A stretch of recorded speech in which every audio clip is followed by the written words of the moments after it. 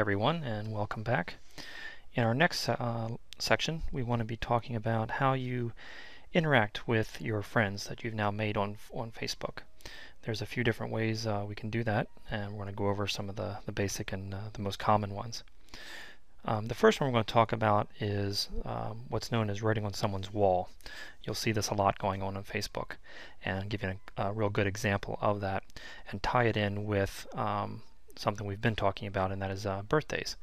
You'll see here on my screen there's a message that shows me that tomorrow is Emily Cremeen's birthday.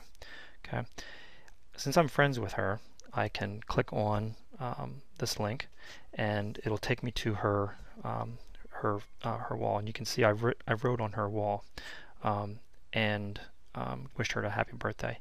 You do that by simply typing in this section and hitting the post button. Something to keep in mind though is that this is public, like the name wall implies. Anyone can see the wall based on their privacy settings that we've talked about earlier. So anyone who's friends with Emily and she shares her wall with will be able to see that post. It's not private. Okay, but that's okay.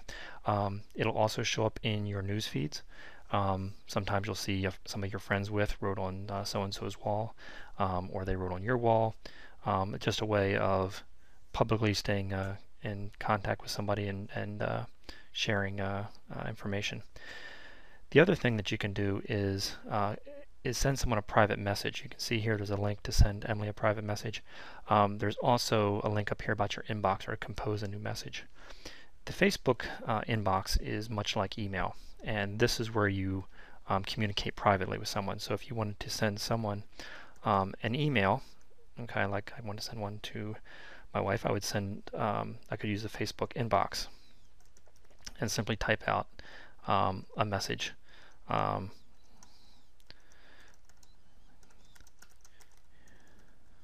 Obviously this is a silly example, but that's how you would do it. Now it's not like some email that's full of rich functionality where you can make attachments or do other things like that. You can share links with them, or if you have other Facebook applications installed, you can do some of the functionality that's provided in those applications, and that'll go to their message. But this is just a basic kind of email client. You can send to more than one person. You can type out multiple friends' names and it'll all be included there. But this is a private versus the wall, which is public. The other way of communicating with someone is through Facebook chat.